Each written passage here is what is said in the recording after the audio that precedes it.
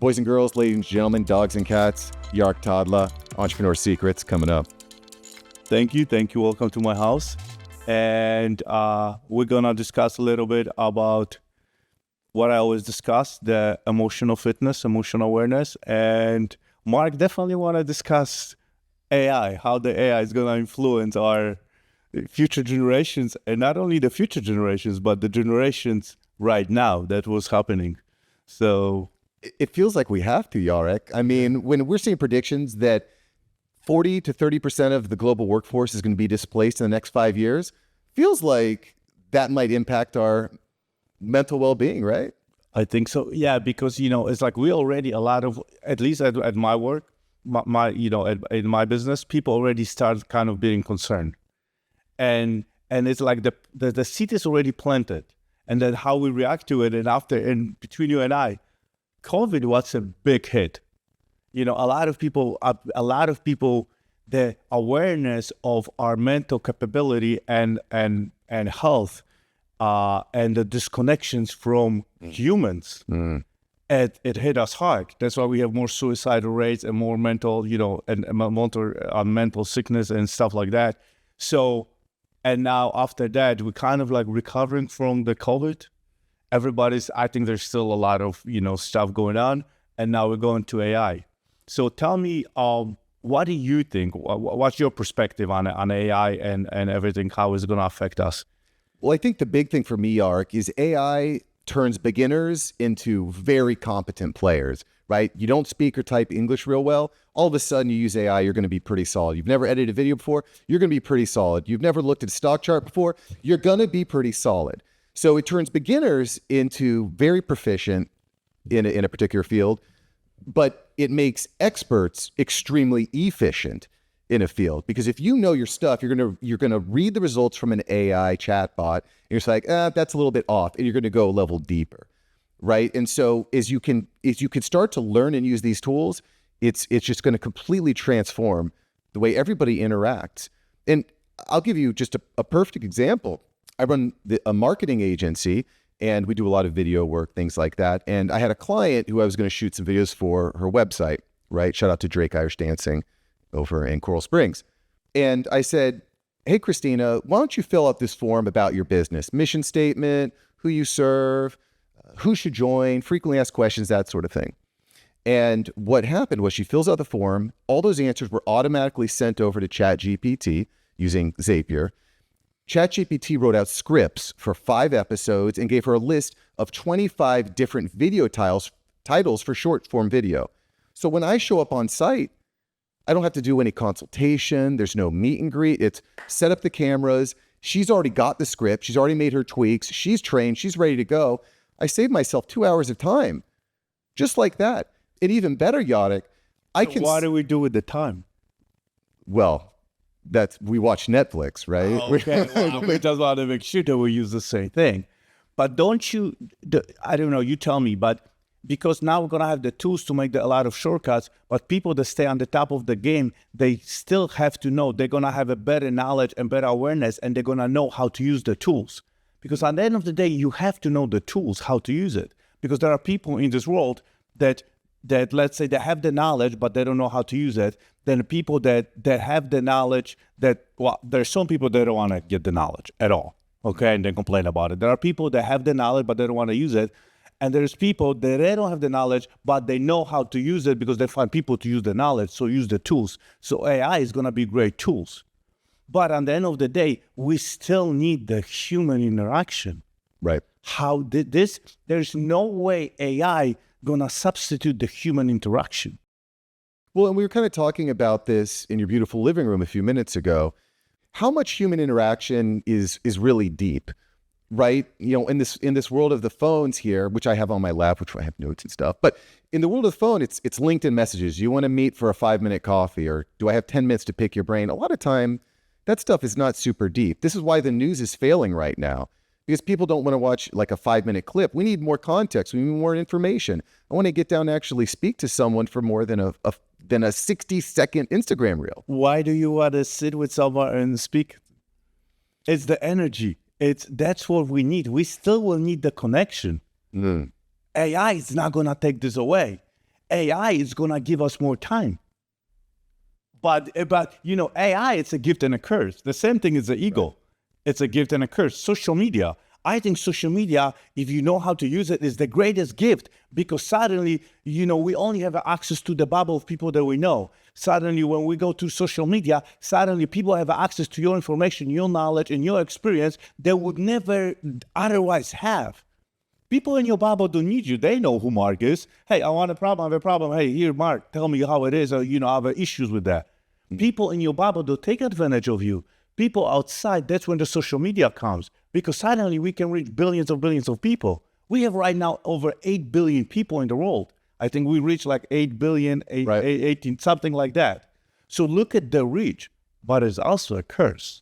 Right. Because it's an instant gratification, instant dopamine, and then the game, the playing game of comparison, and it's like I look at as AI as a gift. I mean, I really do, and I think it's gonna give a lot of shortcuts. But where do we bring awareness to the society? Because like my expectation from my society brought awareness to me how it's supposed to be. I get there, I wasn't happy. I did everything what society told me.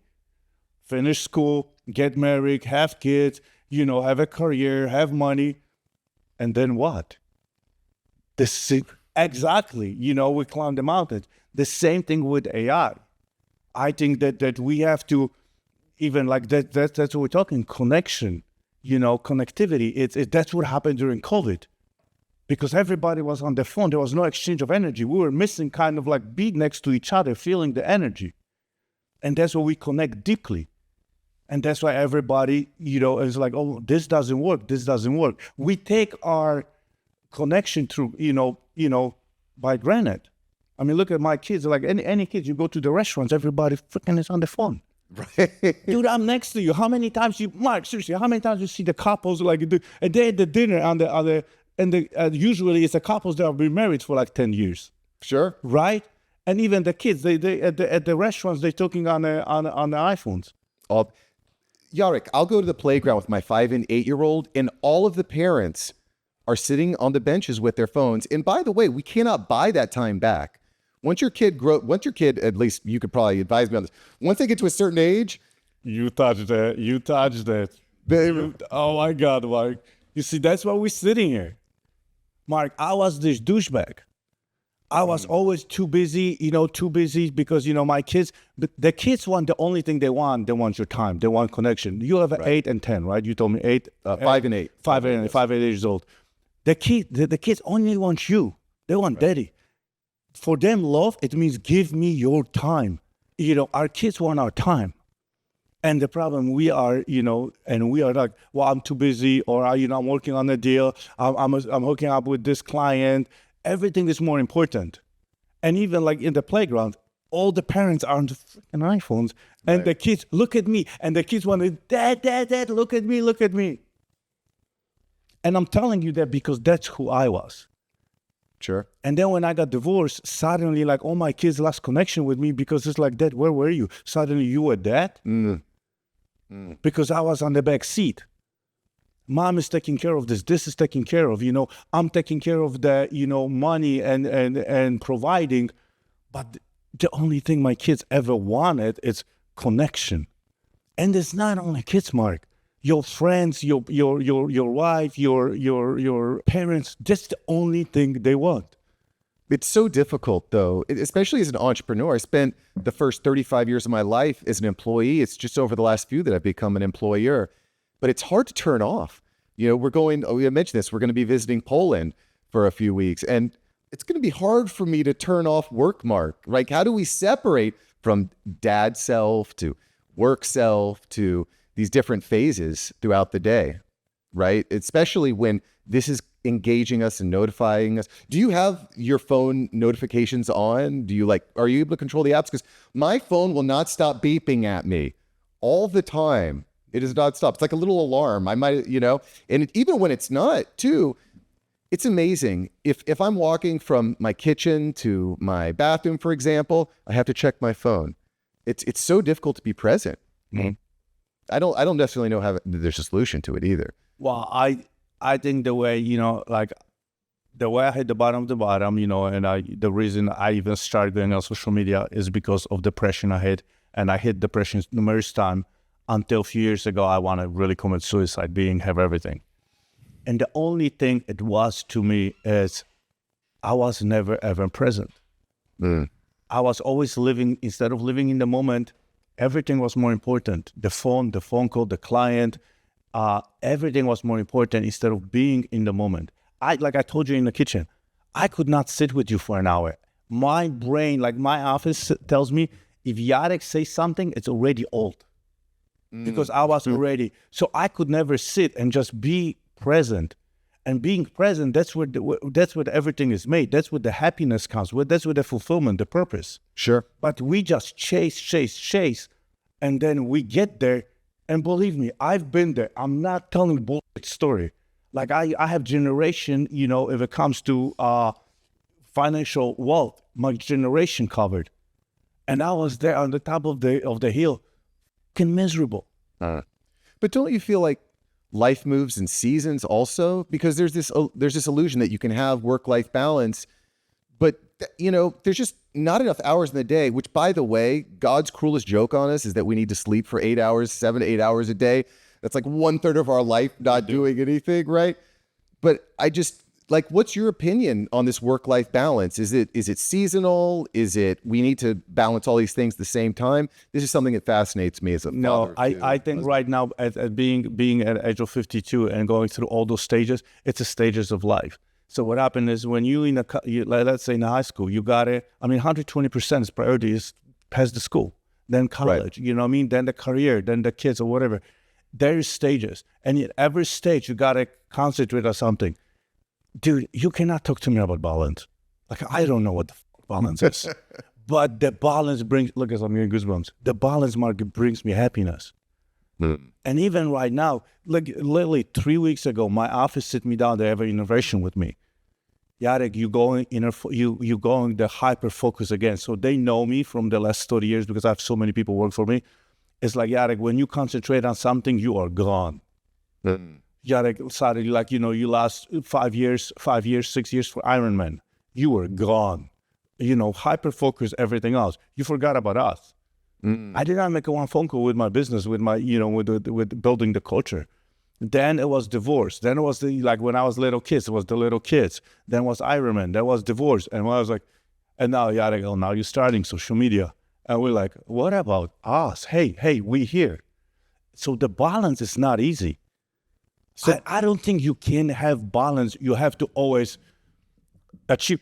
At the second you achieve balance, again, it's a gift and a curse because suddenly you feel comfortable. I got it. The second you think you got it, it's going to go down the hill. Sure. It seems like it's about priorities. Yes. And we depend on the stages of life. We have to, the priorities change and the balance also change. Like this is more important, but we cannot have a 110 over here and one over here. We need, we need kind of balance. And you know what? I'm the wrong person to ask. I'm struggling tremendously. I'm being honest with you. It's my constant goal. It's my infinite goal to find the balance in the unbalanced world that I create. Sure.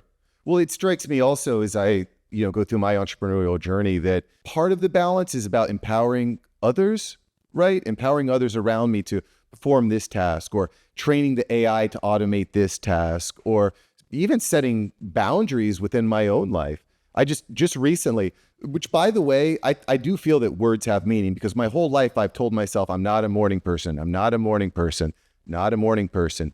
But I want your opinion on this too. Just recently, I decided, you know what? I'm spending 3 hours a night with junk time. My brain is tired. I'm not highly functional. The kids are asleep. And now I'm going to have this junk time. I might read a little bit, but mostly junk time, right? And I said, I'm done with that. I'm going to go to bed at 9 o'clock. I'm going to wake up at 5 and I'm going to get to business, right? Actually reading this book here that you've got here. Bible or the Bible, reading the Bible for about 30 minutes in the morning, and then getting into my deep work. I guess I'm a morning person now because once you get into a rhythm, it's Mark. Our mind doesn't know the difference. It doesn't. whatever you tell, the mind believes. Sure.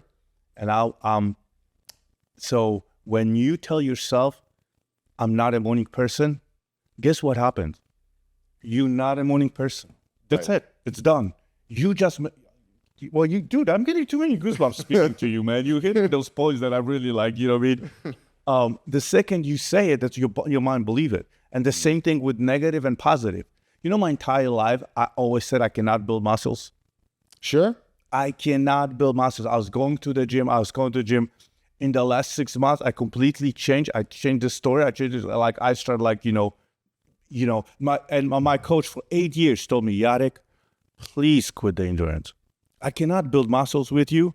I mean, I was always skinny. Like this was, my arm was like this, like right here.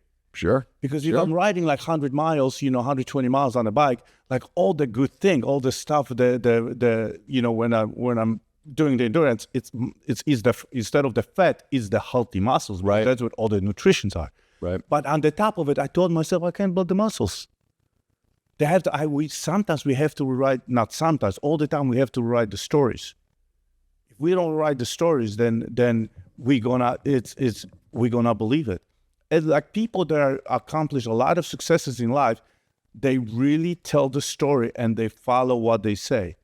And our mind, for some reason, it tweaks everything else. Yeah. But the same thing when it happened with me, when I went through the bottom of the bottom, I believe everything I'm telling myself. Right. And this is something I'm instilling in my 8-year-old. I learned this from Cool Runnings as well, the Jamaican bobsled team. My daughter the other day came home from school. She got a bad grade on a test.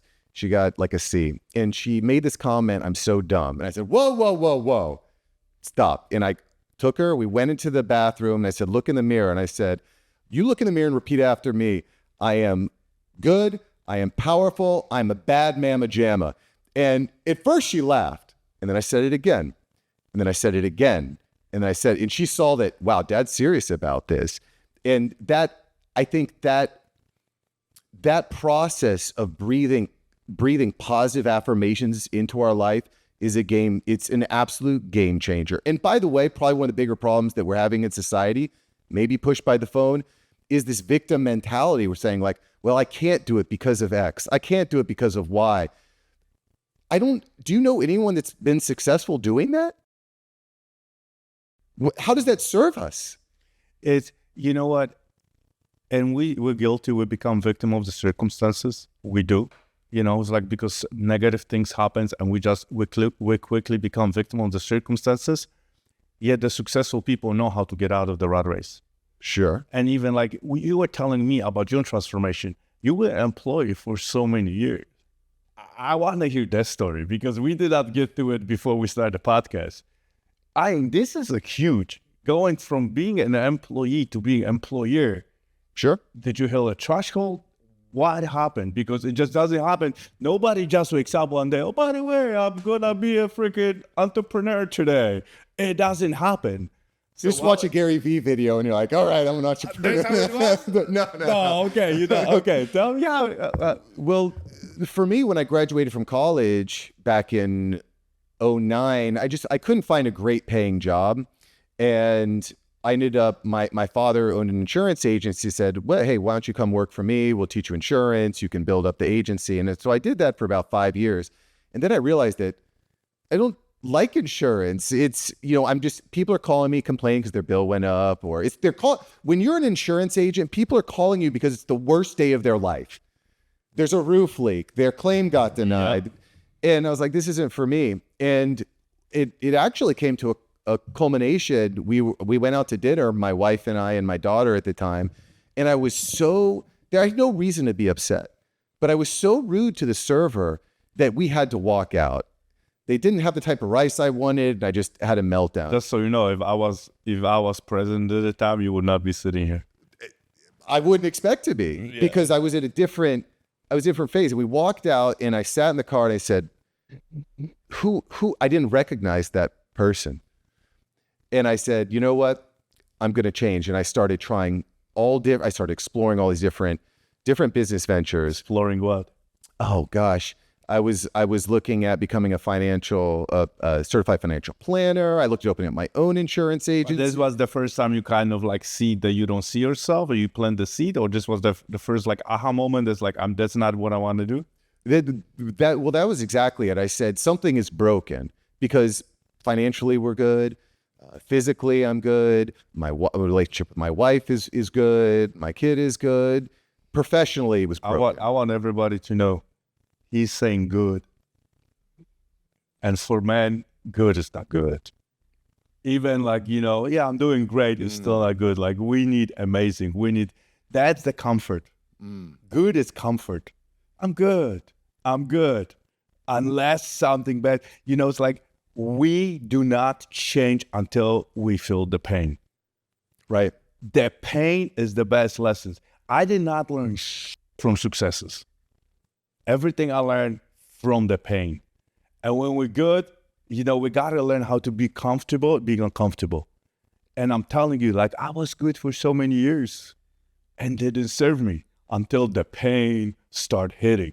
And guess what? I did not learn from, so this was like, I did not learn. There is no way you learn from one pain because you just flip on the waiter. There's no way. There was a continuous pain game. Right. What was next? I think that was the moment. By the way, it was your turn to give me the goosebumps there, because that idea of, and I think for many years, things were good. So I had no reason to. I love how you even like, good. Like, God. Oh. There was, you're right. There's no You reason can do for that. it. I was just avoiding. It was a pain avoidance, and I think that. And I was talking to Noah Kagan, the founder of AppSumo, on my show about this. Is that the reason why we don't actually go for it? Is we're afraid, so we do all these other little things to distract ourselves instead of actually going for it. And that's what I want to talk about. Right. And by the way, in the Bible, there's a story of Job, who has everything. He's the richest man in the area. Everything's good. His kids are good. He's got 7,000 sheep. I love how he changes. Like, he talks about somebody else's good. It's a good, but he talks about his good. It's a different good. Right. But it's that, and in Job's case, he has to lose everything to 10x, right? And that's how it kind of is. It's kind of how it was for me. And by the way, last year was my first year fully self-employed. And when I was 20, I was like, that's it. Best years are behind me. High school was great. College was cool. Best years are behind me. Age 40 was my favorite year, and it's not close.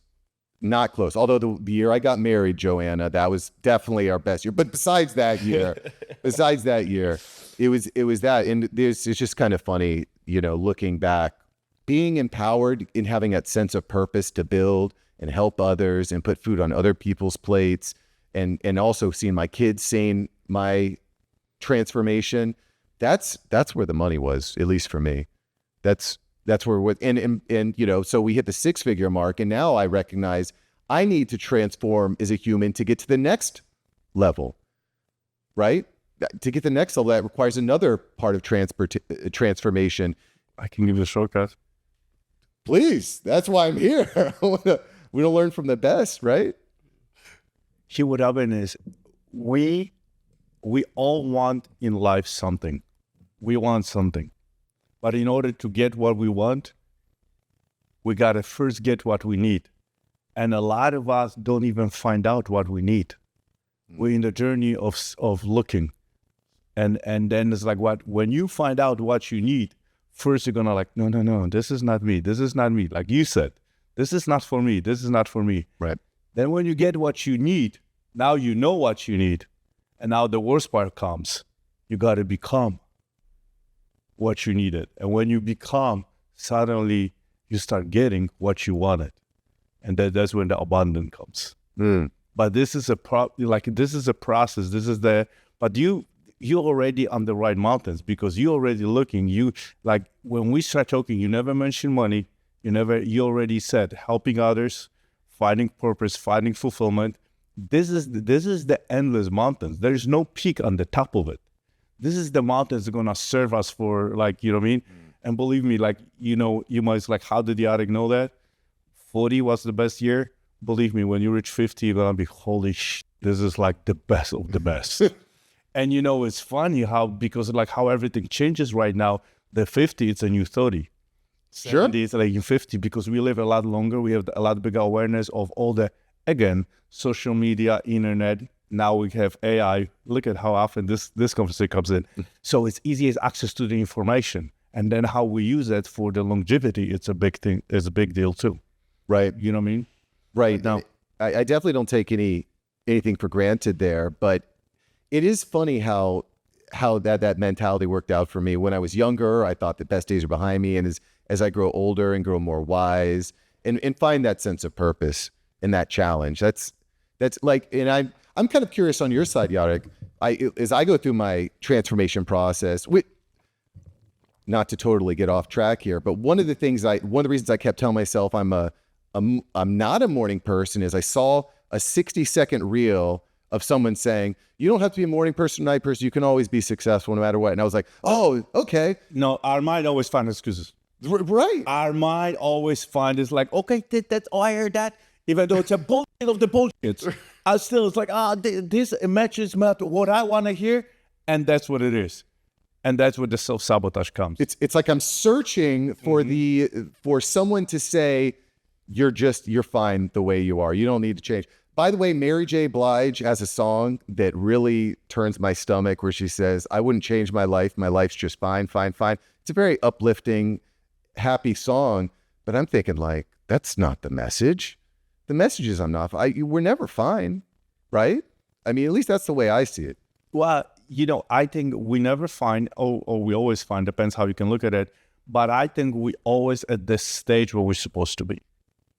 You know what I mean? The reason, like, even we are sitting in this, and right now, right here, that's the decisions, so many decisions that you made even 10 years ago. Mm-hmm. We always sit in the right place at the right time because that's what decisions we made. It doesn't come from nowhere. I always tell people, like, you got to be on the moving boat in order to jump to another boat. Like I said, $100 million deal is not going to come to you by sitting on the sofa. $1 million, like million views, 7 million views. It won't happen by doing nothing. Right. It's just you constantly do the work. But a lot of times the unhappiness, we want to get there too quickly. And we forgot about the journey to get us there. Right. Bill Gates. The stage is the journey. That's like, me. Like I always want to get, with the shortcuts, get somewhere quicker. The quicker doesn't, then you get on the hill at the top of the peak and they're like, what's next? Right. And then boom. So sometimes we forget about the journey because we want to get like, if I want this, if I want that. None of the outside world, whatever we set up, like if this happened, then I'm going to be happy. None of it. If we forget what is inside, because we were born with everything within us, then our society, our programming, our perception of reality screw us up. And we play the victimhood, that we talk about the, victimhood in our own head. And then it's either, we become happier or we become more miserable. We start sedating with work, with alcohol, with drugs, with gambling, with porn, with working out. Like my biggest sedation was working out. I mean, training for Ironman for 80 hours a week. Really? You train for the Ironman? Yeah, but what happened is the society, this was a good sedation. Like when I work, I'm working 20 hours a day. The society gives me permission. You're doing good. And then all my kids, everybody's like, Dad, we here. Right. No, I'm doing good. You get the permission. It's still not forgetting what is important. But we still want to have that focus on, because I think training for an Ironman is an amazing thing, right? Because it says, I've got the goal. I'm going to put in the daily processes, the daily routines to actually get there, right? This is a season, because I've run a half marathon and the marathon is on my bucket list. But in this season, I'm like, I can't dedicate the 2 to 3 hours a day that it would take to actually get there. You know what I mean? It's kind of pushing back a little bit because that doesn't seem like a bad. It's building. What happens is helps build the resilience. But if that becomes the priorities, and then you're taking those 2-3 hours from the kids and being present with your kids or with the wives, it's funny. Did you notice? Like all my friends, like, hey, yeah, let let's move the meeting with the dinner with wife. Oh, from 6, oh yeah, my appointment got late, 7, 8 o'clock, or then cancel the dinner. Why the wives or the kids are always the first one to cancel? Right. You would not cancel, well, this is client, oh, this is going to be $1 million, or oh, he's going to get me. No. And that's why in the game of life, you got to kind of like, hey, this time I got to concentrate on, it's hard to have priorities on everything. So that's why like I'm still being 52. I'm still struggling with balance. I really do. Like I told you, my office just put like huge in them. Like they called everybody that knows me for 20 years. I was like, let's put Jarek in this box and put him on, you know what I mean? And it's a constant game and never stops. But the problem is when we growing, we just realizing that. And by us becoming like that's with the marathon or half marathon or Ironman, when you build the resilience, you not only help yourself because you have yourself, everybody around get the, you know what I mean? Because if our bucket is full, there's more to give. Sure. So we gotta feed ourselves. Do you audit your calendar regularly? I was listening to Hormozi talking about this earlier today, and there's deep work that needs to be done, right? There's work in a business or in a relationship that must be done, but it's maybe not urgent, right? Like maybe I want to write a book, or maybe want to build an entire email sequence or an AI software. Like there's this work that needs to be done, but it's not urgent because I've got this meeting and that meeting and this meeting, that meeting. How do you prioritize time to get into that deep work? How do you prioritize that time? It's me. I have too many people do my schedule. It's me. It's called dating Jarek. Jarek is the most important. Sure. I'm really like, I can really like there can be people in this home, I can walk out and just go meditate for 10 minutes because I'm feeling like I'm not myself. I always neglect myself. That's why I end up where I end up. Suicide in 2008, suicide in 2016, suicide in 2020, COVID, suicide in 2021. It's because I never put myself first. I become people pleaser and I was doing everything for everybody. And my bucket was emptier and emptier. Right now, in the middle of the chaos, I have millions of transactions, podcasts, booths, TV shows. This is Jarek first. Well, I have to meditate. I have to pray. I take my time for myself. I don't feel guilty. I got permission to work on myself. If I don't take care of myself, I cannot help not only my business, I cannot help my family, I cannot help my bubble, I cannot help anybody. Sure. So, and it's funny to tell somebody you have to be selfish. But the half an hour, the hour you do for yourself, it's like, it's amazing. Look at like today I got the best score of, what an oral ring is? I'm not familiar, no. So that things like tell you like how much you sleep and how much Okay. So today I got the best score in my life. I got 92 readiness and 92 sleep. But so I went like, what did I do? I journal, I read Bible, I meditate. Like, I don't like, I try not to take the phone, like when the phone is next to my bed, but I read before. So I got, you know what I mean? And it's all the work on me. And sometimes you have to be selfish, because when you're selfish for the half an hour a day, what happens is everybody else around you get benefits from it. When we run and they're like, yeah, we got it. It's like putting shitty food in yourself. Like what we put in our head, in our soul, is the most important. It's not only the food, it's not only the exercise, but it's like I always tell Simone, it's like, I got to work out. If I don't work out, I'm freaking losing my mind. But at the same time, I got to read something good. I got to read the Bible. I got to meditate. I got to feed my mind and my soul every single day. And there's like, how you have in the gym, oh yeah, today I did good. Today, you know what I mean? Like this is like, there is no script how to feed yourself with the good positive. But like I was so positive for so many years that even in the worst possible scenarios, I still forget, like, my positivity always overcome negativity. But it was the mindset I forgot about my soul and my heart. And I was like, because this was like just completely destroying me inside. Sure. So, and it's like, and don't go, Joanne, I know you're Polish, don't listen, I not tell them, don't go home. It's like, oh, Jarek said I need an hour for myself. I got to be selfish. It's like, we're going to have like, you know what I mean? But you really do. And your kids will love it. Your wife will love it. Like you sometimes we have to be selfish. Well, and that's kind of what happened, or what's happening to an extent, as I go through a personal transformation to get to the next level, which we both, by the way, shout out to Patrick Bet David. I was talking to Pat PBD about this. I said, how do I talk to my wife about having the same vision and the same goals? He said, you've got to sit her down and say, what do we want to accomplish? Take the steps and start taking steps to get there. So personal transformation is important to get there. But at least when you're married, the personal transformation is not just you. Everyone has got to buy into it. I'll give you a perfect example. I said, hey, honey, I want to start waking up early so that I can get into deep work. I can read. I can get to the next level. And she's like, okay, that's great. Just you can't wake up before I wake up because I don't want your alarm to wake me up.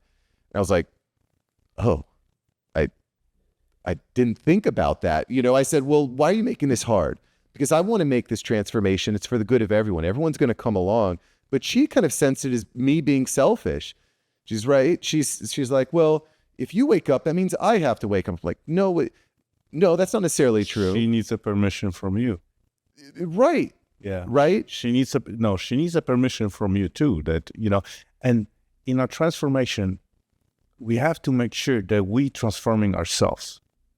We cannot suddenly require anybody else to do the same work that you do or we do. Right. It's like we do the transformation ourselves.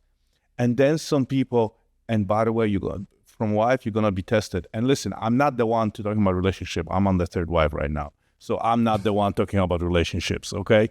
So, but what happened, but I see like even in my office, like I do something good because I have friends and family and employees for over 25 years with me. It takes time. Right. Because first you got to go through the transformation. You got to do the work. Suddenly you see everybody else, what they doing wrong, pisses you off, and you got to shut up. Right. You still got to work on yourself.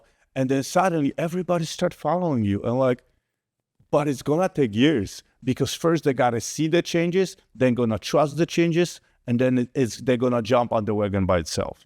And those, not only in everything else, those weak people that they don't want you and they don't want to become better, they're going to fill up by itself. Like in my company, we don't fire. They just leave them by themselves. It's like, holy shit, the accountability is growing and growing and growing. And those weak people just fill up. The same thing with the friends. People want you to be in the bar. Wow, no, Mark doesn't drink or he doesn't want to go. He want to spend time with the family, with the kids. Fuck him. Okay. You don't need friends like that. Can I ask you a question about that? Sure. I saw someone on Twitter post the other day that if I can't drink with someone, I will never work with them. I can't trust someone that doesn't drink. What do you think about that? Because I don't drink. I don't drink. I drink a lot, right? There's been a lot of Bacardi going through these veins. Yeah. But I don't drink anymore. And my response was, bro, if that's something you need to work through, right? If you can't trust someone that doesn't drink, you've got some stuff you got to sort out. I'm Polish. Okay, so I'm Polish. So it's got the Stolian. When you don't drink, it means you are a spy. Sure. So what happens is like in my culture, they don't ask you like, that if you drink, they ask you what you want to drink. And if you say like, no, I don't drink. Oh, are you okay? Are you sick? Are you okay? I'm like, what? Yeah, I'm okay. It's like everybody assumes in my culture, you drink. Sure. You know what I mean? And this is a story. This is the story that is absolutely wrong. Because see what happened is, I don't want to do business with you because I cannot trust you. You're going to get shit-faced in the most when there's something important. Because what happened is when there's big deals and there's a lot of pressure, because that's what I was doing. I was drinking. When there was so much pressure going on, because alcohol, what it does, sedate out of you and make you calm. So this is I don't want to be with those people. It's funny. When I was drinking, everybody around me was drinking. When I don't drink, nobody else around me drinks. Sure. But depends. It's like when the transformation happens, there's some people will fall off. Right. But I can go to the bar and hang out with people. I don't have a problem. I like, but it's. Did you notice that though, when you stopped drinking, that, hey, Jim doesn't want to hang out anymore, or Fred's not around anymore? Because quite frankly, and this is, I guess, a thesis of mine, is that I think that's a necessary part of the transformation. Well, is saying, Mark now is better. He think he doesn't drink, and now the wives are talking, well, look at Mark doesn't drink, and you drink, and you got drunk, and this is like, oh no, he bring. And a lot of time, and even when I was drinking, somebody was like, no, I don't drink today. It was like, to me, I was like, what do you mean you don't drink? You know what I mean? This was like a dangerous level. And now it just doesn't bother me. Yeah. But if we stand for nothing, we fall for everything. Exactly. Right? If I'm going to make a decision because of peer pressure, then what am I going to do when I'm pressured to do something? You're going to go to Poland. Let me ask you, like, you cannot be attacked over there. It's going to be complicated. The last time I was in Poland with my wife, we went out into the farmland, and a friend of ours, he made moonshine, right? And he's like, all right, we're going to drink. And it was that. There was no water. It was moonshine. Yes. And I have never been that sick. I was not ready. Right? I was used to drinking, whatever we drink over here, beer and some Bacardi and this and that. But I was not ready for the moonshine. And better than that, the restroom that he had in his farmhouse was so small. So I was doing everything. There was no like getting up and walking. It was all in there, right? And that was not my finer moments, which maybe is one of the reasons I'm like pushers. I tell you, like we pushers, like seriously, am I like now, like for because there's so many years, so people don't even ask me. It's like it's like, but I'm like, no, Jarek doesn't drink. Like I'm not different. No, he just doesn't drink. Sure. It's like what? But it strikes me like, when I see someone that's going to succumb to peer pressure, I'm thinking, okay, what are you doing when I'm not in the room? What if somebody else pressures you to do something? I know that you can be turned. I would rather be around someone who's going to stand up for what they believe and say, no, I don't do that. And I know they're like, okay, this is the type of person that's not going to fall under pressure. I know this is the type of person that's going to question me and not just tell me, and not just be a yes man. I hired a email marketer just recently, and she was asking me questions like, I don't know if that's going to work or not. I'm like, you're hired. Because I want someone to say that to me. I don't want to hire people that just do exactly what I say. Yeah. Like, how does that serve us? Well, I do the disc test, and I make sure, like, I know what my strengths are and my weaknesses, and then they have to be exactly opposite. Because, interesting. So they cannot be anything like me, because I'm like all over the place. Like I need structure. I cannot structure myself. I'm in chaos, but yet I love structure. Like I like cleanness. I have OCD, but I will not clean it. Do you know what I mean? So the same thing in my life. Like I need structure, so I know. And I was always telling everybody for years in business that I thrive in chaos.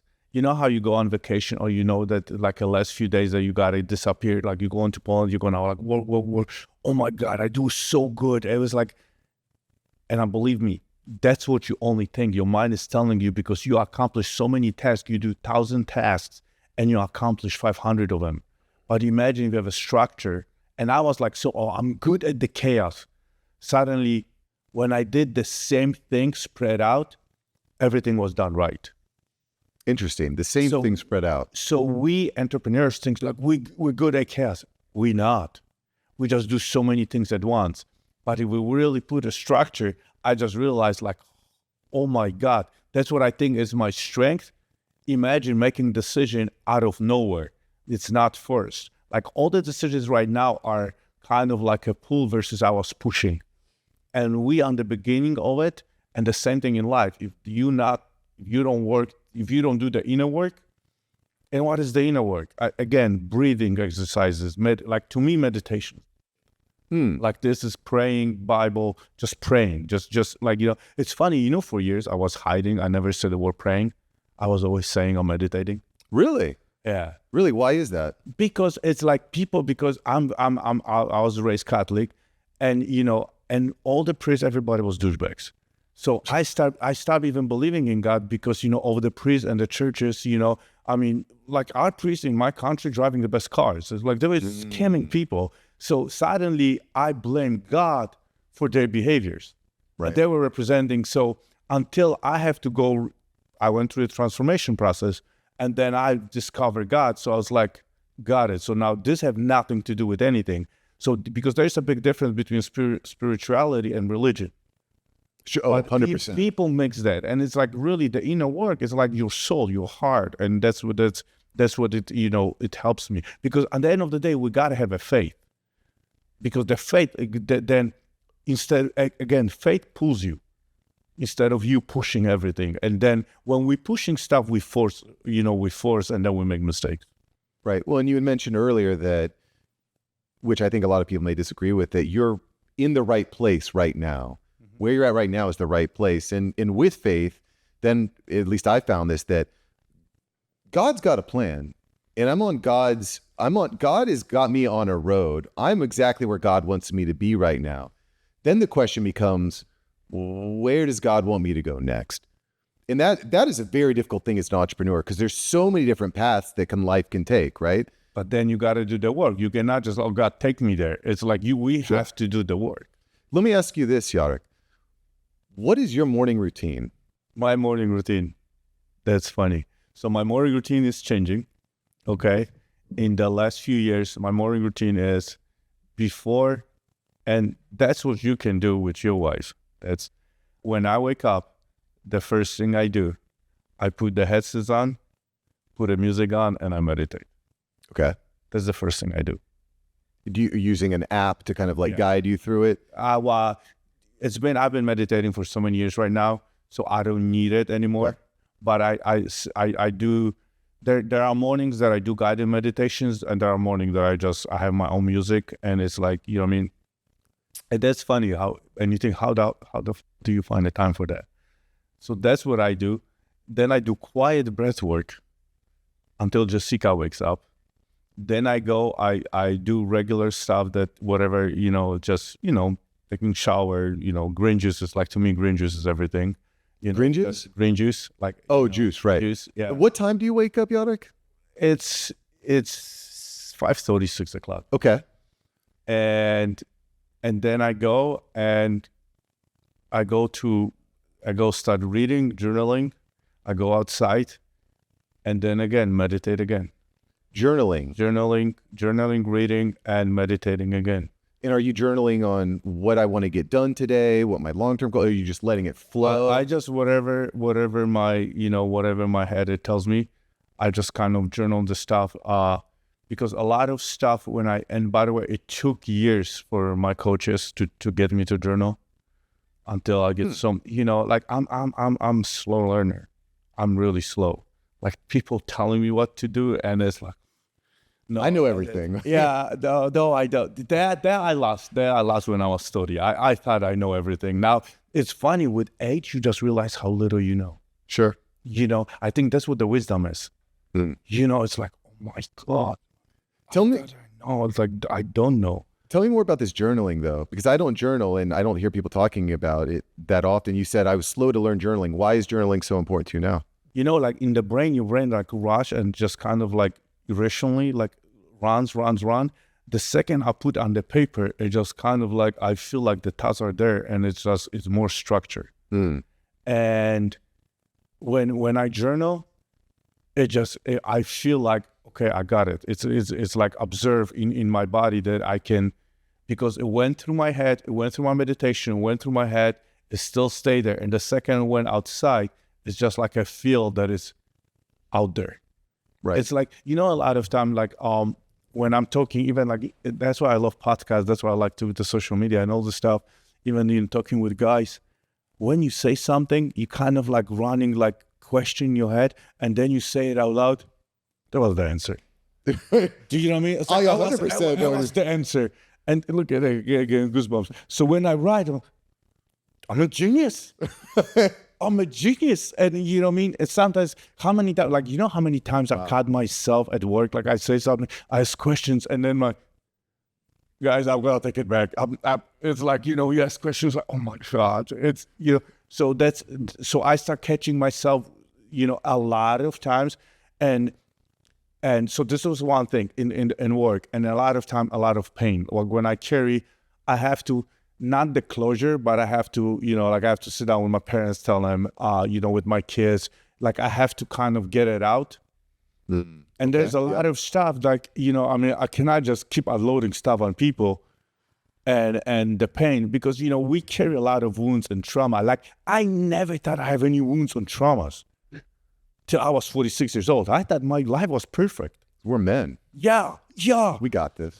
No, you know, listen, in my culture, if you were smiling, you gay. Oh, wow. You know what I mean? If you were crying, you weak. I'm like, holy shit. It's like, and then I have to be the poker player my entire life. So now when I put the stuff on the paper, a lot of stuff, it just, you know, it just letting it out. Sure. So it stays there. And it's funny, a lot of those thoughts don't come back. You know what? There was like a few days that I really was complaining. Interesting. So you found yourself complaining in a, you know what I mean? So then I went back, I started meditating. It's like, okay, there's something not solved. Interesting. Because remember, like the only people that can trigger shit out of you, you already know, it's your kids and your wife, the people that are closest to you. Mm-hmm. But the only reason they're the mirror, this is the stuff that's like, oh shit, that's what we have to work on. I got that. That's what, why is this triggering me? Why is this upsetting me? It's not the whole situation that your daughter did, or there was something with the incident with your daughter. What did she say? That she is? She said, "I'm so dumb." Yeah, there was something that triggered shit out of you. Are you talking to you like that to yourself sometimes? Well, when you doubt yourself? No. Did you ever talk? Because that triggered you. The way you said, like, this is like, because that's why you acted immediately. Maybe. I just feel that, and I think this happened actually shortly after Patrick Bet David's Vault conference. And I remember PBD had Tom Brady on stage, and Tom said every morning, he's like talking about the fruits he's eating in the morning. And he said, every morning I'm going to the mirror and I'm positively affirming myself. And I'm like, that makes sense, because how often are we saying these little things to ourselves, like, oh, you screwed that up, or man, you missed that, or wow, you stunk that podcast up, right? It's very easy to do that. And when I heard her say that, I think it was fresh in my mind. I said, no, let's break that now. And she really responded well to it. I want to go back to this journaling thing though, or this morning routine though, because again, endlessly fasting. Before the journaling, I do ritual. I have a ritual. My ritual is like, so I go like a few minutes for the gratitude. Then I go through like my mantras, like, okay, I'm strong, I'm focused, I'm determined. I'm going through my mantras. You know what I mean? Are you in the mirror? Yeah. Then I go through the pain process. I go through the pain every morning, so relieve the pain and all the stuff that was going on. And then I go for the, the appreciations and everything else. And then the whole ritual takes me, I have a guidance, from my coach. I have a, from Edge, I have a guidance for like 30 minutes. But now, like everything in life, you find a shortcut. So now I just create my own ritual that is like, 8-10 minutes. And then I do it not in front of the mirror. I do every day in the shower. Wow. I have my entire ritual. I did not have a ritual in my life because even all my exes thought that I'm sick in the head because I was always like punching my back, like but my chest, like, yeah, always. Sure. And then when I ran into Raul in the Edge, that it's like, oh, that's a ritual. It's like, oh, I was doing a ritual my entire life. So this is the ritual that I do, like, during like my showers are long, and then I'll put on a paper, and then again I go to, and then a lot of times like I get on the bad calls or something, I really just kind of pretend that I'm losing them, and I just get, because I feel like this is not going where it's supposed to go. And then I go to like a 1-minute meditation, like quick kind of reset, like you're resetting the phone. Sure. because I'm feeling like we are not connecting. There is something. And a lot of times I come back and it's even like attorneys. Oh, yeah, like we talk about this. Oh, don't worry, it's fixed. I'm like, I just hang up on you. But I feel like I'm not being present. I'm already thinking how to respond. When I start seeing, instead of listening to people, I'm listening how to respond. That's where I start losing it's you go into your back habits. Yeah. So that's why I'm like, I have to even in my business or with my kids or even with you, I have to be present versus thinking how to respond and which is hard to do with your kids when the kids get you on the wrong level. Do your wife, it's like,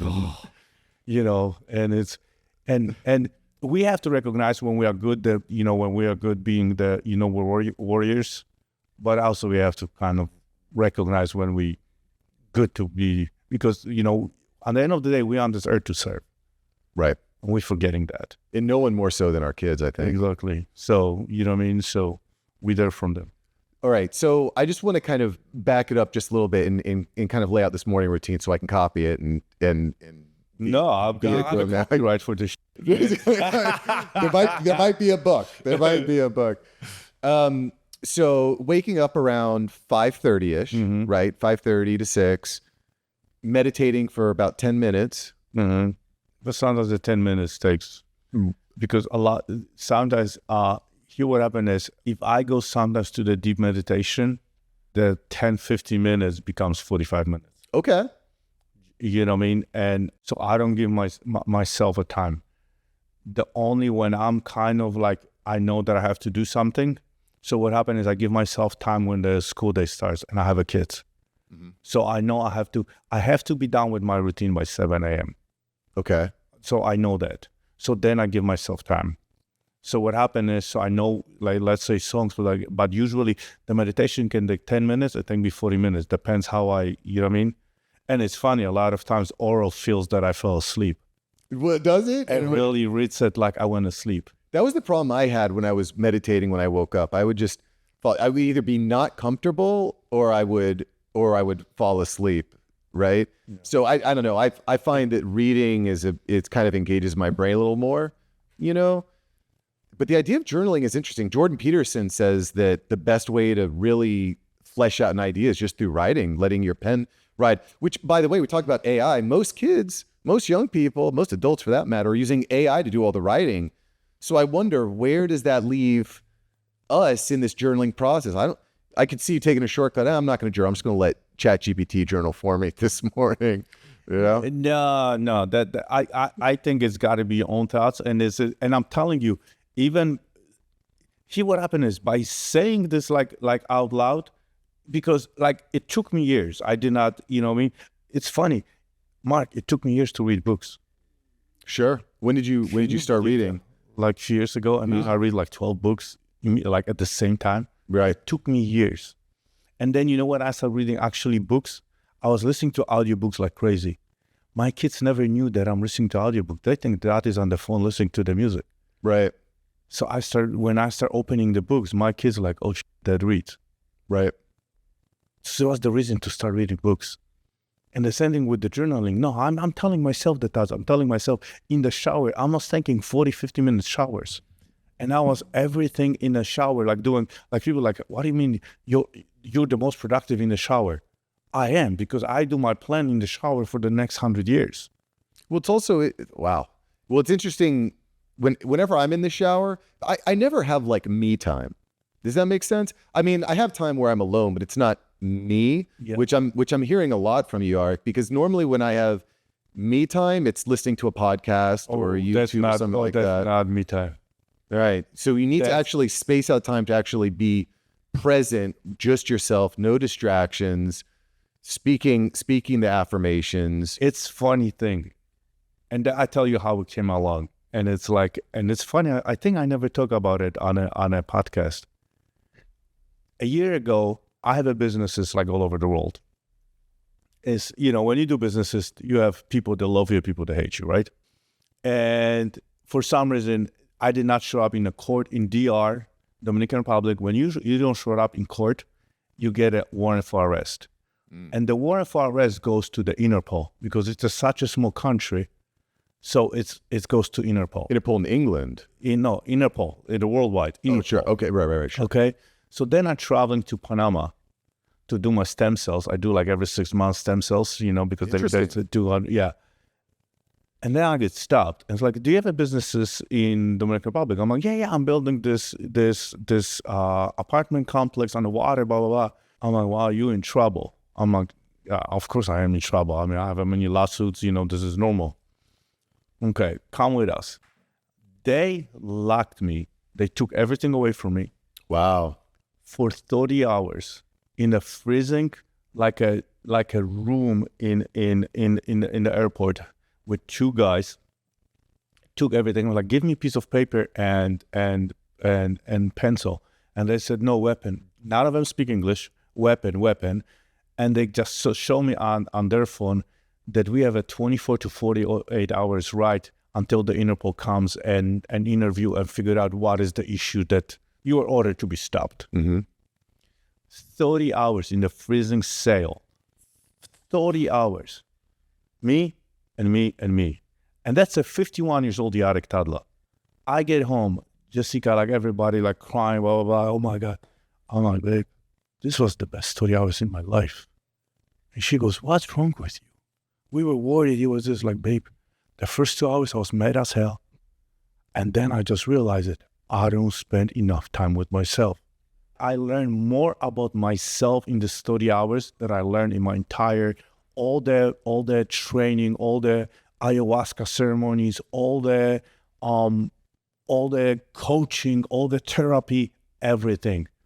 30 hours in myself. And when I came back, Mark, I said, every hour, it's a date Jarek Tadla hour. Wow. Every day, I have a 1 hour to date myself. And there's no distractions. And you know how weird it was, the first, to kind of like, oh no, I can do something. It was weird as hell. And when then you own with your thoughts and you kind of like recognize it and you just kind of like, but that's again, and it goes like, when you connect your subconscious and unconscious mind without any drug, without any alcohol, without anything, and you're kind of more creative, it's the God set you free. It's like, that's where the freedom comes. It's funny, Jarek, we talk about this because I had a similar, I was not locked up in a Panamanian cell in freezing cold. That was not the exact situation. My situation was the internet was out for a day. Oh my God.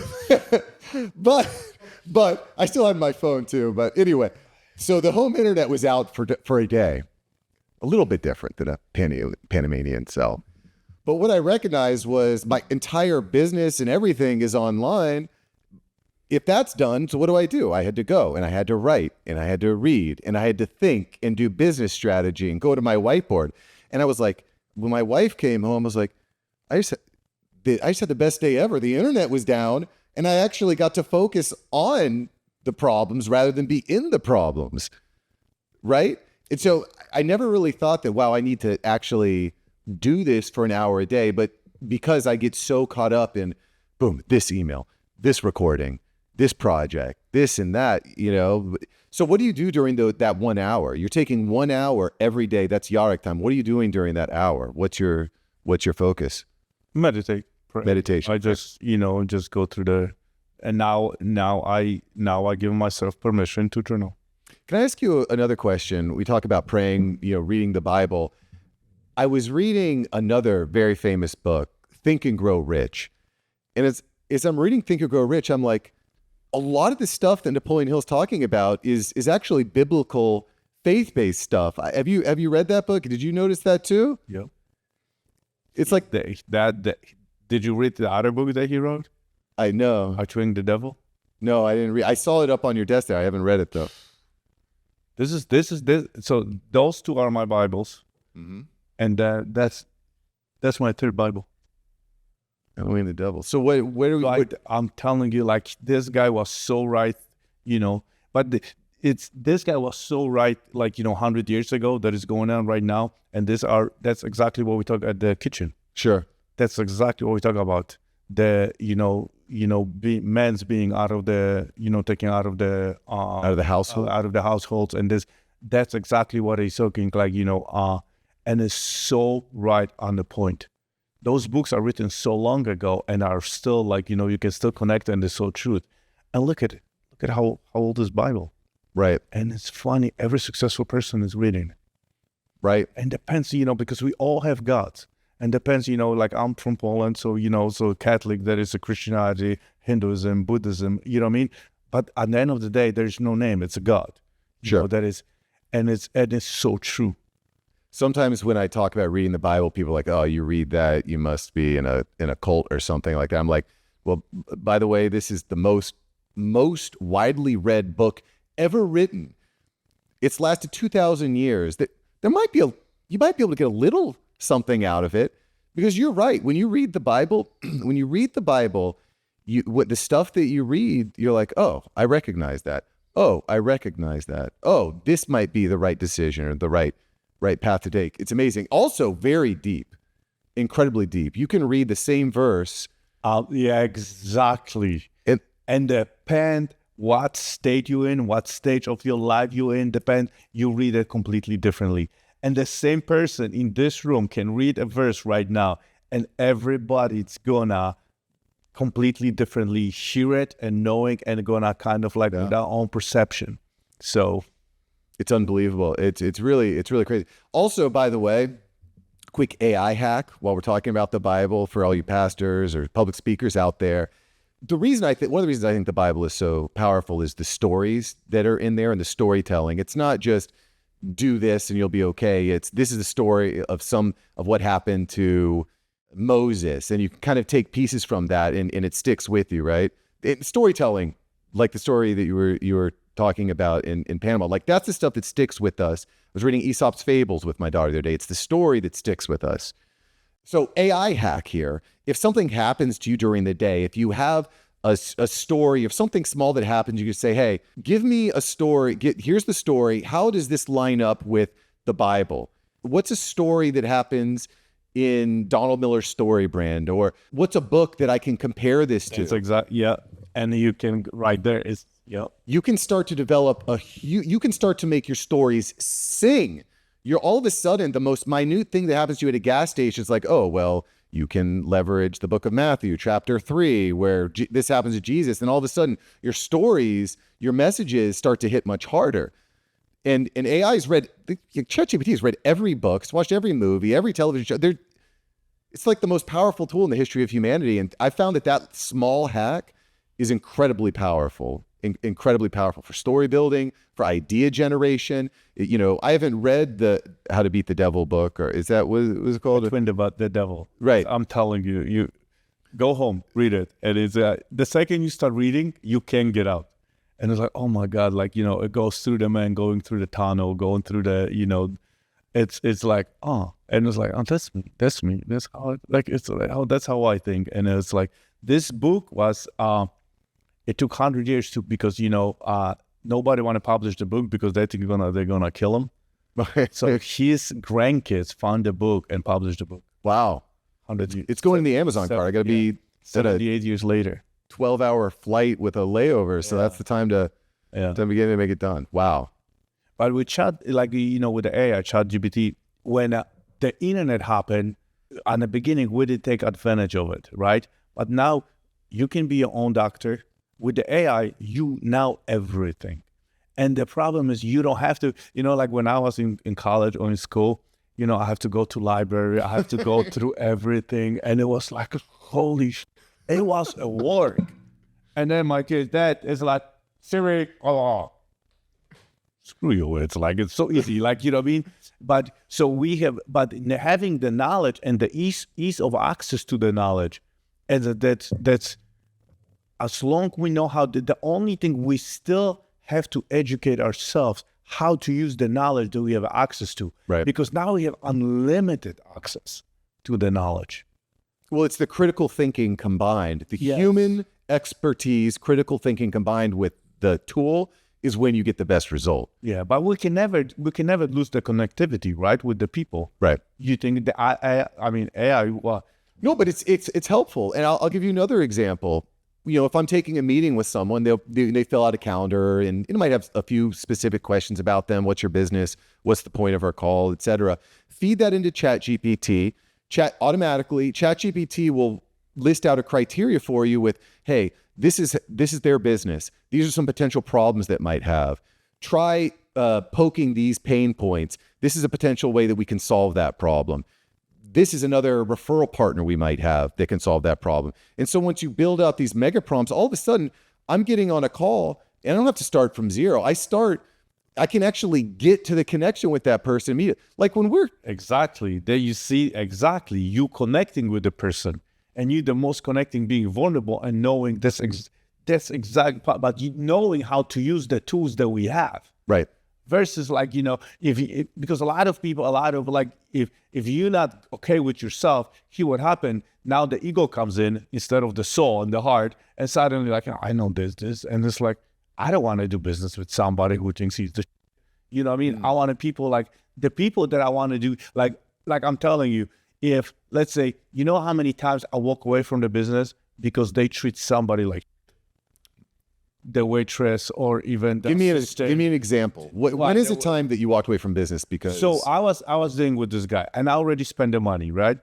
So he was building our townhomes. It was like 15 years ago, and he really needed like $7-8 million, right? And the $8 million, I knew in 6 months I'm gonna humongous return on investment, like 1.5 million, huge 40% return on investment, humongous. And I knew where he is at with that because it was my business, so I knew where he's at.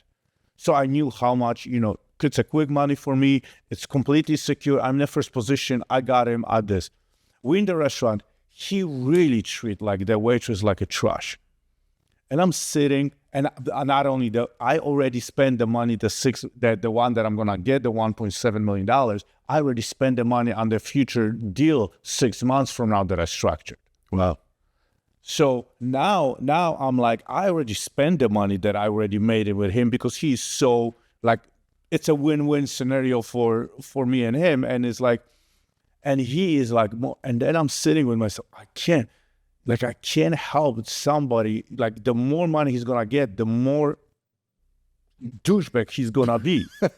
And now I have to find the ego. Ego, shut up, just get the money. I'm like, nope. And I just like, that, it was like walking away from the business.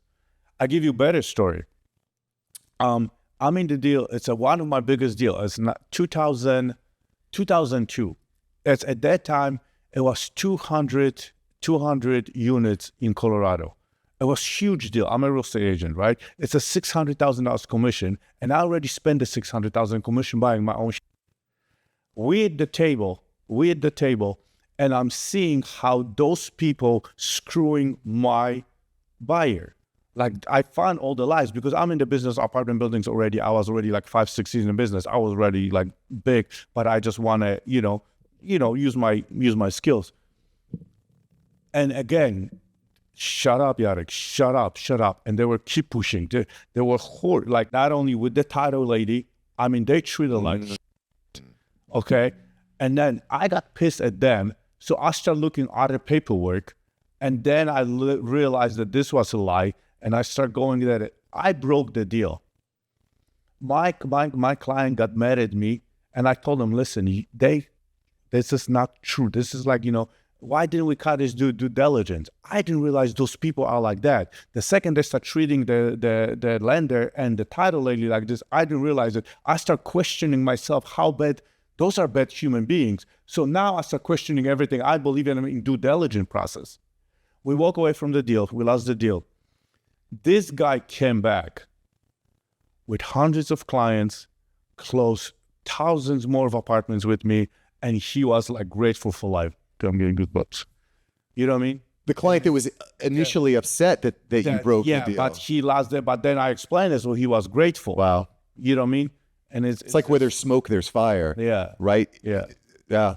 Well, that strikes me, it kind of is like trusting your gut to an extent too. It is.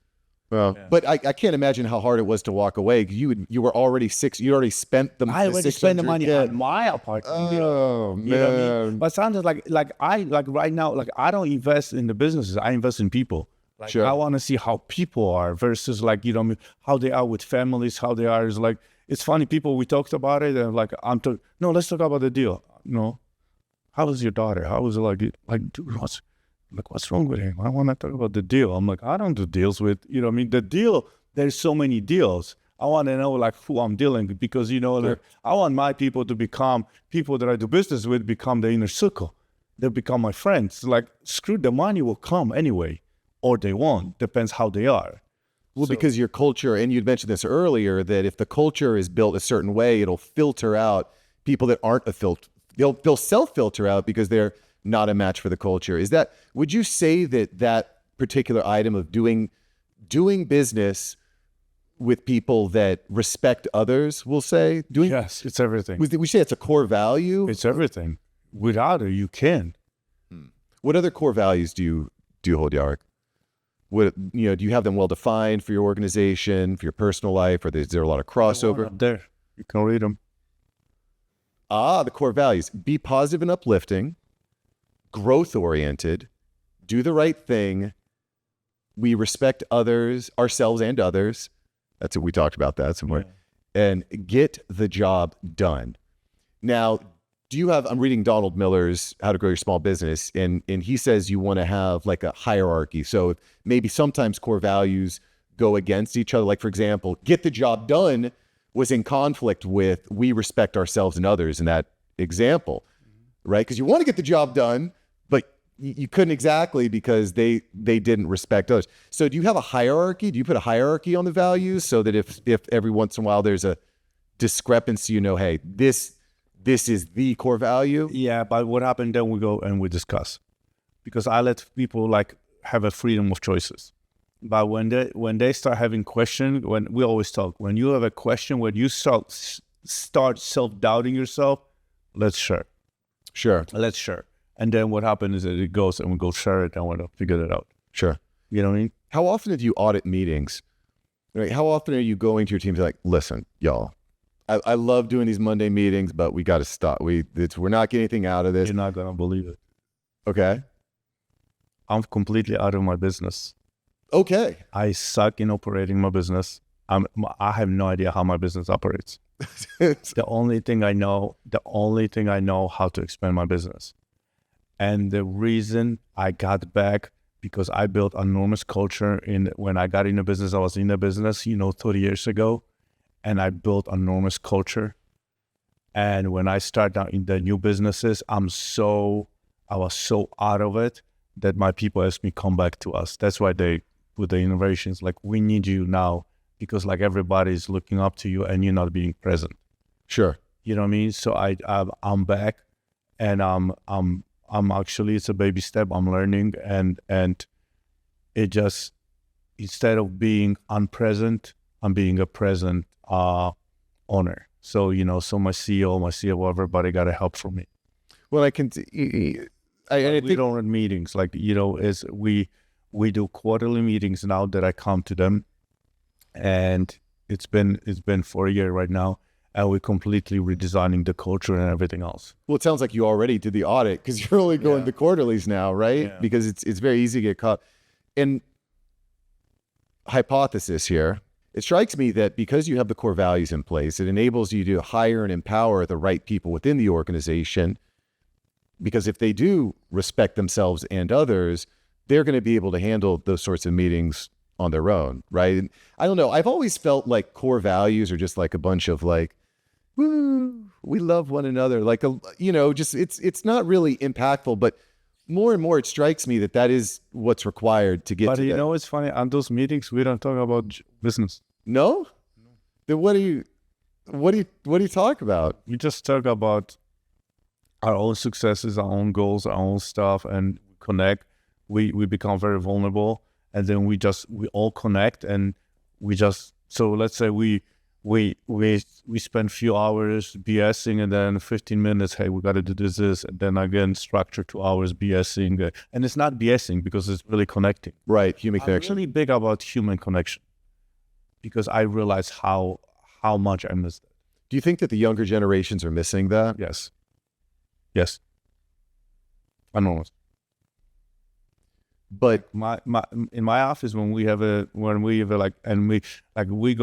meet in my beach house, it's everybody, all the phones are in the kitchen, all the phones are out, no phones, no nothing. And it's like when we go to the restaurant, like even yesterday it was Father's Day, all my kids have put the phones like right in the middle of the table.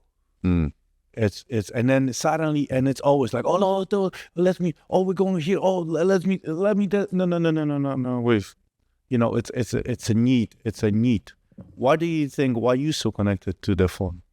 well, it's my business lives on the phone, and I'm trying to grow my business, and I have clients because I have a core value in my organization that we communicate, right? And so I feel like if I'm not communicating right away, then there's going to be a fire that doesn't get put out. And I'm trying to let go of that and put better systems in place and also create a better expectation with clients that, hey, for this type of problem, it doesn't go to Mark, it doesn't go to Yark, this goes to Jennifer over here, it goes to Jim. They're the best equipped to solve. Because generally, when people ask me a question, I'm generally just asking someone else, getting the answer, and then relaying it back to them anyway. But you did say it, you were the most productive when you didn't have the phone. I was getting into the deep work. I was getting to deep work with no internet. Yeah. Because there's stuff that we put off, and maybe that's because of fear to an extent too. Because, and I think, I was talking to Noah Kagan, AppSumo founder, about this, that we often put off doing what needs to be done because we're afraid of that result.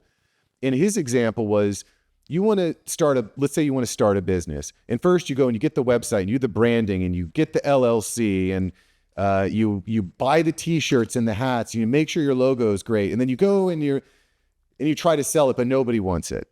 Because the first step is making sure that someone wants to buy the thing.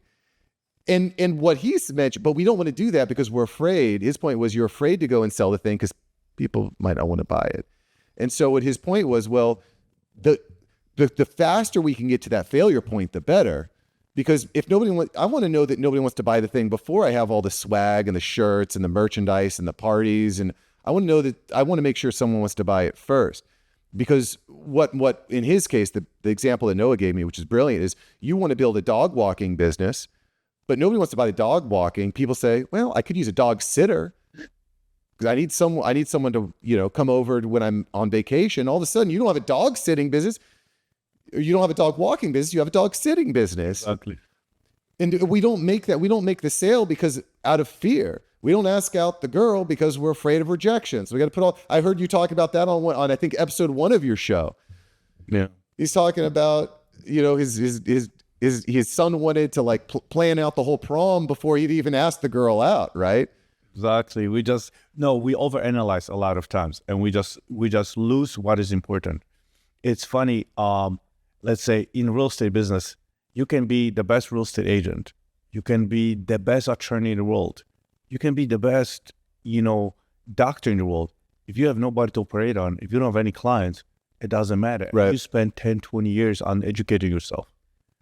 It's really, we a lot of time in the lead generation or serving the clients, lead generation business, and we forget what we're the business in for. Right. We're just forgetting. Without, you can be the best dog sitter or the best dog walker in the world, but if you have no dogs to walk, it doesn't matter. And that's what we losing, that's what is important. When you said brilliant, you were the most productive when the internet was out, because we are only designed, the entrepreneurs, to work on a business, not in a business. Because in a business, anybody can do the job. We can pay those people and do the job. We are the most productive and creative when we work on a business.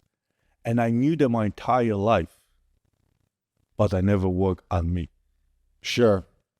And that's what I was like, I know how to do this, yet I did not work on me. I know on all my businesses, because the second I go in, I just my time is more valuable than anybody else's.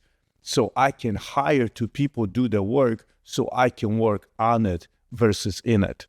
And that is that's the part of finding the talent and finding the right people to follow your vision. But then if you don't have a vision, if you don't have you don't work on the business, what are we doing here? Where are we going to go? Did you feel like you had to shift your vision multiple times? Oh, yeah. Because sometimes when you see someone that's crushing it, you're like, oh, they had the right vision day one. No, it changes constantly. Are you kidding me? All the time. I'm not saying on a monthly basis, but your vision changes all the time. How often are you auditing your vision? You know, if you like, you're saying, I'm going to do this for a quarter and it didn't, or is it like you said, because that's the other problem is people spend all this money on a rebrand or a new website or whatnot. And then 3 months down the road, Facebook ads actually are broken because, you know, they have this deal with the Apple App Store and then privacy stuff, you know, so it's just interesting to me because when you see someone that's got it all figured out and all the money is there. You know what? It's Mark, it's like changing the coaches. Like, you know, let's say you want to have a coach on an NFL team or NBA team. Those teams that change those coaches every 6 months, every year, they don't get nowhere. It takes a time. And the same thing with my visions are 10, 20, you know, 50 years from now. I know I'm going to live 120 years old. I know I'm going to be, unless there's an accident. But, you know, I know. So my visions is like, I want to enjoy my life. My visions are 20, 30, 40 years from now. My visions are like, what happened this week or next month? Like, I don't care. And then somebody's going to realize, hey, this doesn't work.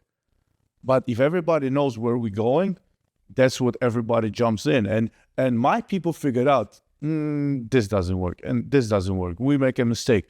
And it's okay to making mistakes when knowing when you have the support system and the support vision. So my vision, like, it's readjusted, like, you know, because in life, it's like you have to adapt, adjust, execute, right? I mean, it's like, hey, you tell the kids we're going to the restaurant, and then he's doing something, and suddenly the reservation's over, you go to a different restaurant. The same thing in the business. But the vision, it's like, hey, we got to get there. Right. So I think the vision stays the same, even though, like, when you in for so many years, then you go like, you know, I don't like that. And, you know, I tell you a good story. When I started building my Jacksonville business, I was putting everything new, all the new techniques, all the new softwares, everything, you know, coaching, counseling, like everything. And that's like, then we're going to take this to Colorado. And then 2 years we failed. And I brought Colorado, hey, can you teach them the culture? Because we have none of this stuff here. And we just changed the culture. I was working on all the new techniques, all the new patterns, all the new things, all the social media, none of it worked. I have to change the culture. Yeah. And I have to get slapped in the face. Yeah. You know what I mean? That's why and that's the reason I get back into my business. And it's like, you know, just show up and being present and just listening what is going on and yeah. Well, the failure piece is one that I've kind of accepted, right? Like, it sucks to lose a client or it sucks to lose the deal, but at the same time, you're like, that was necessary. The process was not going to move forward until that happened, you know? And obviously I look back and say, well, what went wrong? Why did that happen? You know, maybe our feedback system is messed up, or maybe I have a team member that was MIA, or maybe I was using too much AI here or not enough AI there. And so those are the types of things that can be adjusted. But I look at that failure as kind of a necessary piece of the puzzle. And I don't know who said this, but there's this saying that he who fails the most times wins. I don't know one successful person that learn from their successes. It's Yeah. the pain, Yeah. it's the failures. I teach my kids to fail. Try it. Nobody cares. Yeah. Try it. Fail. In life, we gotta fail. You cannot be successful all the time. When we go out to eat with my kids, I always make my kids eye contact with the server, order from the server, please and thank. By the way, it is shocking when your kid says please and thank you. People are like, "Who are you? What is this? What is this? Is this a robot?" It's kind of amazing that please and thank you has become kind of taboo, you know. So anyway, I'm proud of that. I'm proud. You know, Mark. Yeah, it should be. But you know, it's what was normal in our life, we reward right now. Like normal behavior, like empathy, being nice, and it's like even. So I give you an example. My son, my daughters, like they have OCD like me. Like when they put everything in the suitcase, everything is folded. Oh my God! Like, wow, you really packed it well. My son did it first time, and we were throwing a party because he was like. It's like me and my wife. And then we rewarding him for something. It should be done. Or like, you know, it's like it makes us proud that like the kids say please and thank you and stuff like that. But that's the whole society. You know what I mean? It's like, Yeah. Jesus, my father, if I didn't say those words, my father will kill me. Like, and my father just Give you, yeah. you know what I mean? And but we have to stay above that. We always have to keep reminding, because it's like, did you notice, like, like, I don't know, it's like how you all exchange your kids. Like, my kids comes back from other people's houses, like, oh my God, your kids was behaving so well. I'm like, how the hell he's behaving in your house? He doesn't behave in my house. You know what I mean? But at least something was done right here. Right. Right? So it's Right. like, you know what I mean? It's the little thing. We always have to do it. But, I when somebody says something good about your kids, It's like the ultimate, yeah. like, yeah. Yeah, this is it. Yeah.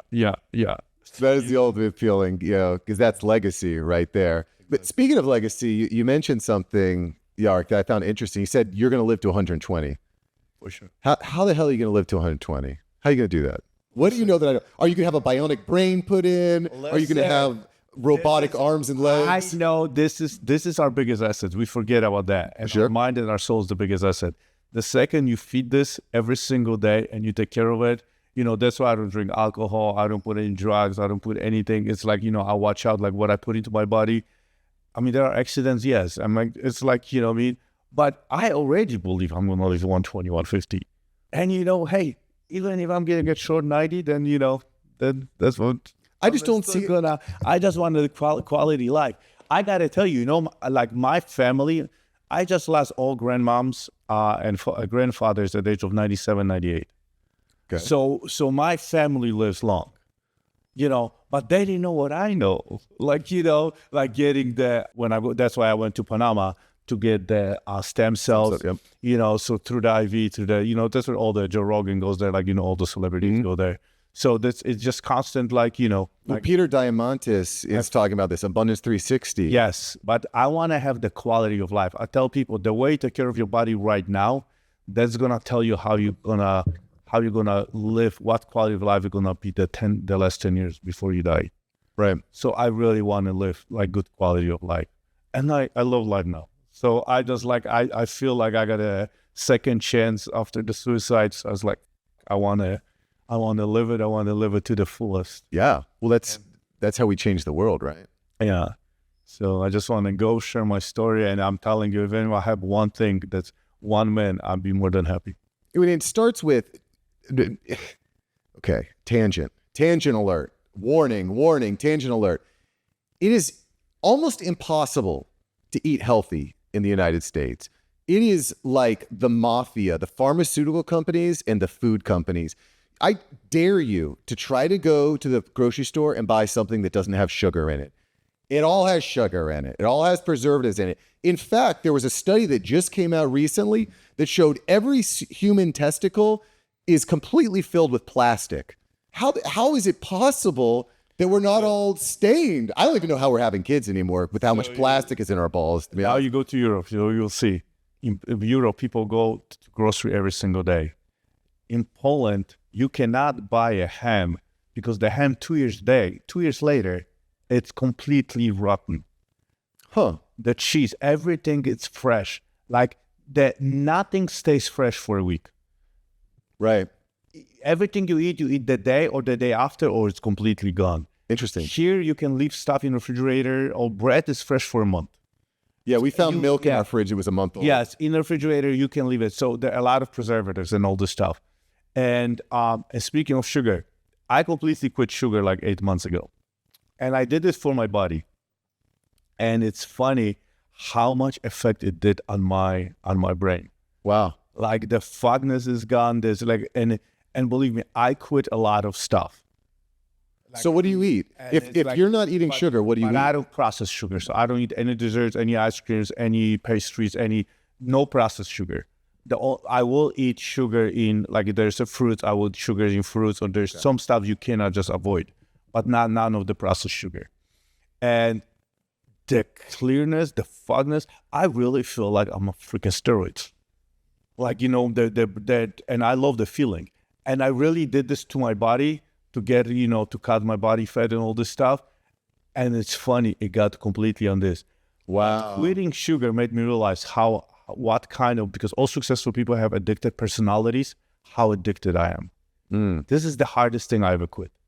I was nothing, alcohol, none of the stuff was like, it was easier. Okay, like I said, I got drunk one day. It's like, shit, I feel like shit. I'm not doing this shit again. And everybody, we'll see you a week from now, 2 weeks from now. I never touched it. Yeah. It was easy. Sugar, oh my God. And now I'm going on a month trip in Europe, in Italy, in France, with all those pastry croissants and all this stuff. Mark, this is going to be a challenge for me. Dude, I will have to meditate 2 hours every morning. Fuck, don't look at it. Dude, I will be sending you some prayer on that sugar. Dude, I will need some prayers. It's super tough. But you're not kidding. My kids were really struggling with coughs. They had these lingering coughs, and we were taking them to the doctor. Nothing was working. One doctor actually put my daughter on a nebulizer for months, which is steroids for your lungs. And eventually I'm like, Doc, what are we doing here? Because it ain't working. And you're just filling my daughter's lungs with steroids. We got to stop. I kid you not. We said, okay, we're cutting down bread. We're going to dramatically lower bread. All the we're eliminating sugar. So no juice, no sweet tart, whatever, none of that. 3 days later, coughs were gone. I'm not kidding you. 3 days later, the coughs were gone. And it was like, holy cow, this is a real issue, all the sugar in our diets. I don't believe in Western medicine. I understand you have an accident, you got something, I get it. You got to go to hospital or everything else. I do not believe in Western medicine at all. Over the last few years, Eastern medicine, holistic, all this stuff, that's what I believe right now. And that's what. I used to have terrible eczema all over my arms, right? Let's check out the arms. Check out the arms. Terrible eczema. It was very dramatic for me. And I'd go to the doctor and they're like, oh, you just keep shooting up this, I don't even remember what the medicine was, but you take a needle and you're shooting yourself like once a week or whatever. Eventually I talked to my doctor. I'm like, it's not getting better. Like, could this maybe have to do with like, I'm drinking like this, I'm eating like this? She's like, no. It'll, changed my diet. Change your diet. Eczema went away. Crazy. It's just unbelievable to me that this isn't being talked about. And, the guy that did Supersize Me, I can't remember his name, just died last month. Supersize Me came out 20 years ago. Have you seen Supersize Me? Yes. Nothing has changed. But Mark, we're talking about diet. But the diet is also with the inner work. What we fit in, our mind, how we talk, how we pray, how we meditate, everything what we put in. The diet is one of it, but the information that consume. Yeah. That's why they got us right now, because the access of the phone, and it's like all the information. We got to be able, hey, I don't like this in the diet. And it's funny, in the diet, we recognize it. A lot of stuff from the society and from the messaging, from the media, we don't recognize it. Like, I don't watch media. Like, I completely off. I pick and choose the information I put in.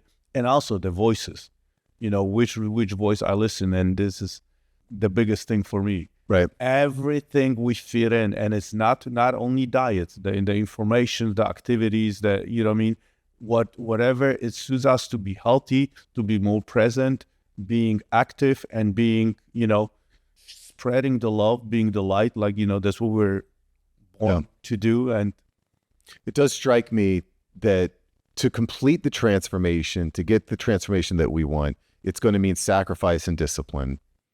That's because what feels good in the moment is oftentimes not what's good for us long term. The quick dopamine, it doesn't do anything. Yeah. I would, I like to listen to podcasts when I go to sleep. What we listen to when we go to sleep, I think impacts us subliminally, and that gets. I definitely do believe that. What's your favorite podcast to listen to other than the After Hours Entrepreneur, my show? But what? That's my favorite podcast. You guys got to follow him. That's the favorite podcast I listen to. It's funny. Like my idol is Rogan. Rogan? Yeah. Yeah. Rogan's money. Yeah. So and really a lot of times I really don't listen to, I just now I spend all my time on reading and audiobooks, information. Yeah. Have my own information. Yeah. Jarek, thanks for having me on the show today. Please do yourself a favor, get all your best AI news at aiupdate.ai. AI is going to change the world. We've scraped the surface here today. I think probably one of the most important reasons to transform. So get what you need at aiupdate.ai.